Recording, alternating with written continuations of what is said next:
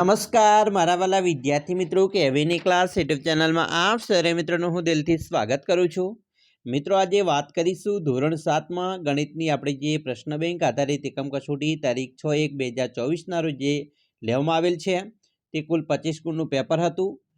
મિત્રો આપણે સંપૂર્ણ પ્રશ્ન બેંકનું સોલ્યુશન જોઈએ। પ્રશ્ન મિત્રો 1 છે એનો અ છે। ખાસ કરીને મિત્રો આપણે વિડીયોની શરૂઆત કરીએ તેના પહેલાં ખાસ તમે ચેનલમાં નવા છો તો મિત્રો ચેનલને અવશ્ય સબસ્ક્રાઇબ કરી લેજો, જેથી કરી અમે તમારા સુધી તમામ વિડીયો ધોરણ 7ના મોકલી શકીએ। અને એક લાઇક બને છે તો મિત્રો નીચે લાઇક બટન પર ક્લિક કરી દેજો। સૌપ્રથમ નીચે આ પ્રશ્નોમાં મિત્રો યોગ્ય વિકલ્પ શોધીને જવાબ આપવાના છે, જે તમને કોઈ પણ 3 લખવાના કીધેલા છે। 3 ગુણનો પ્રશ્ન હતો। આપણે તમામનું સોલ્યુશન જોઈશું। પહેલું છે 1/3 ટકામાં ફેરવતા શું મળે? તો મિત્રો 1/3 આપણે ટકામાં ફેરવવા હોય તો એમાંથી મળે છે તે આવશે 33 1/3, બરાબર। કારણ કે 100ના મિત્રો 3 ભાગ કરીએ તો કેટલા થાય? 33 થાય, 33.3 થાય છે, બરાબર। એટલે કે 33.3 એટલે કે આ જે ભાગ છે 1/3 ભાગ કહેવાય, એટલે કે આપણો જવાબ આવે છે 33.1/3। એના પછી 1/4 ટકામાં ફેરવતા શું મળે? તો મિત્રો 1/4 એટલે કે 4નો 1 ભાગ, તો એટલે કે 100નો 1 ભાગ 25% થાય, બરાબર। ત્રીજું છે 1/3 ટકામાં ફેરવતા શું મળે? તો મિત્રો 1/3 એટલે કે અડધા, 2ના અડધા તો 1 એટલે કે 50%, 100ના અડધા 50%। 5/4 ટકામાં ફેરવતા શું મળે? તો મિત્રો 5/4 આપણે ટકામાં ફેરવીએ તો 125 મળે, જેમ કે 5/4 ગુણ્યા 100, બરાબર।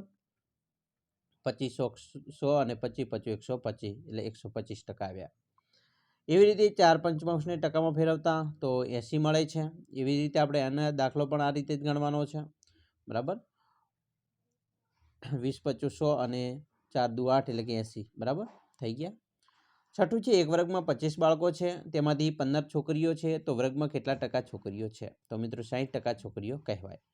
સાતમું છે એક વર્ગમાં 30 બાળકો છે, તેમાંથી 15 છોકરાઓ છે, તો વર્ગમાં કુલ કેટલા ટકા છોકરાઓ કહેવાય? તો 50% આવશે। આઠમું છે 0.75 ટકામાં ફેરવતા શું મળે? તો 0.75 ટકામાં ફેરવીએ તો 75% મળે છે। 0.2 ટકામાં ફેરવતા મિત્રો શું મળે? તો 20% મળે। 0.0 ટકામાં ફેરવતા શું મળે? તો મિત્રો 9% મળે છે। એવી રીતે 11મું છે 10%ને અપૂર્ણાંકમાં ફેરવતા શું મળે? તો 10%ને અપૂર્ણાંકમાં ફેરવીએ તો 1/3 1/10 મળે। 20%ને અપૂર્ણાંકમાં ફેરવીએ તો મિત્રો શું મળે? તો 20%ને અપૂર્ણાંકમાં ફેરવીએ તો 0.20 મળે।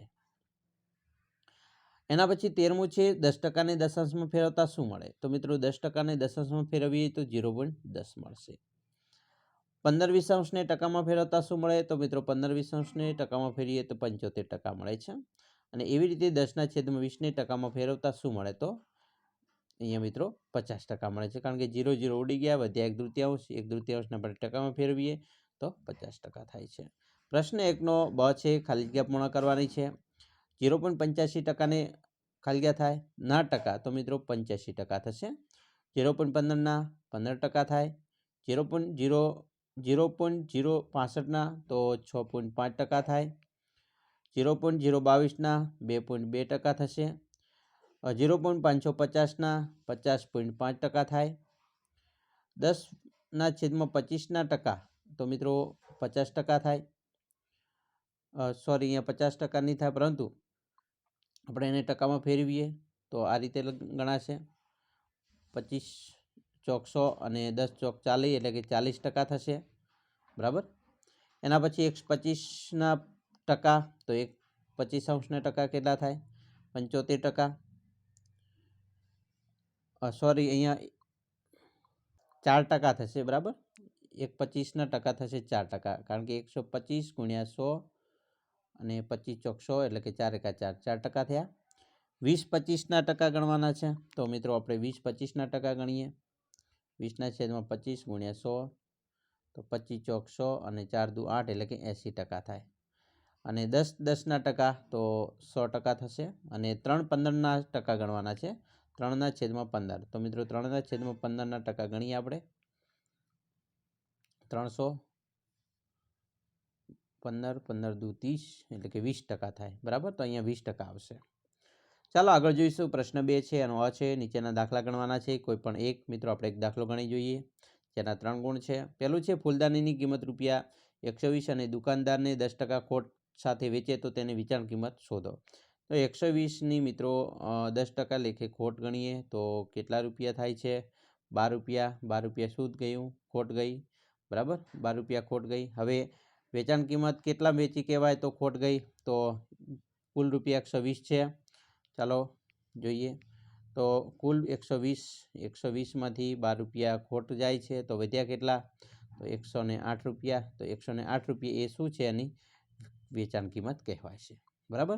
તો આવી રીતે બીજા દાખલા પણ મિત્રો આપણે ગણવાના છે. પ્રશ્ન 2નો બ છે. અહીંયા પણ દાખલાઓ ગણવાના છે. અનિતા વાર્ષિક 15%ના વ્યાજદર ઉપર ₹5000ની લોન લે છે તો વર્ષના અંતે કેટલું વ્યાજ ચૂકવવું પડે? મિત્રો વર્ષના અંતે વ્યાજ ચૂકવવાની વાત કરી છે. 5000 ગુણ્યા 15/100 બરાબર ઉડી ગયા. 15 × 5 = 75. 750 રૂપિયા વ્યાજ ચૂકવવું પડશે અનિતાને. બરાબર. તો એવી રીતે બીજા દાખલાઓ પણ મિત્રો આપણે ગણવાના છે. એના પછી પ્રશ્ન 3 છે. એમાં મિત્રો નીચેની સંખ્યાને પ્રમાણિત સ્વરૂપમાં ફેરવવાનો છે. અહીંયા તમે જોશો પહેલી સંખ્યા છે -45 અને 30. એને પ્રમાણિત સ્વરૂપમાં ફેરવીએ તો 5 તરી 15, 15 તરી 45 અને અહીંયા છે 5 તરી 15 અને 15 દુ 30. તો 5 5 ઉડી ગયા છેદ 3/3 વધ્યા. તો અહીંયા મિત્રો 3/3 આવે છે. અને એને પણ આપણે ફેરવી દઈએ. 2 એકા 2 વધે 1 તો 1.1/3 બરાબર માઇનસ આવશે 1.1/3.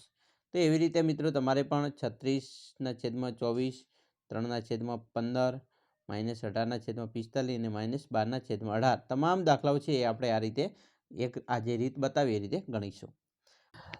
તો અહીંયા મિત્રો તમારે પ્રશ્ન 4માં નીચેની બે સંખ્યા વચ્ચે 4 સમય સંખ્યાઓ શોધવાની છે. 1/3ની વચ્ચે મિત્રો લસા લઈ અને આપણે સમય સંખ્યા મેળવી શકીએ છીએ.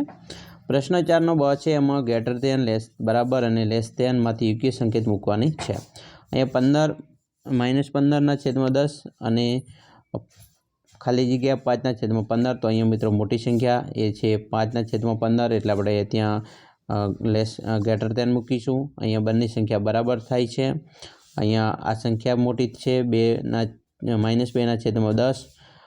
અહીંયા મિત્રો બંને સંખ્યા સરખી છે એટલે બરાબર મૂકીશું. અને 5માં આ સંખ્યા મોટી છે એટલે તેને આપણે લેસ ધેનમાં મૂકીશું. પ્રશ્ન 5 છે. એનો આ છે નીચેની સમય સંખ્યાઓનો સરવાળો કરવાનો છે. અહીંયા મિત્રો તમારે સરવાળો છે એ કરવાનો રહેશે. બરાબર, કોઈ પણ એક કરવાનો છે. 3 ગુણ છે. અને પ્રશ્ન 5બમાં નીચેની સમય સંખ્યાની ગુણાકાર કરવાનો છે. આપણે એનો ગુણાકાર કરવાનો રહેશે. એક મિત્રો કોઈ પણ એક એના 2 ગુણ છે. તો આવી રીતે તમારું મિત્રો પેપર છે તો પૂછાયું હતું. મિત્રો આશા રાખીએ છીએ કે તમને આપણો આ વિડીયો પણ ગમ્યો હશે. અને વિડીયો ગમ્યો હોય તો મિત્રો લાઇક, શેર અને સબસ્ક્રાઈબ કરવાનું ના ભૂલતા.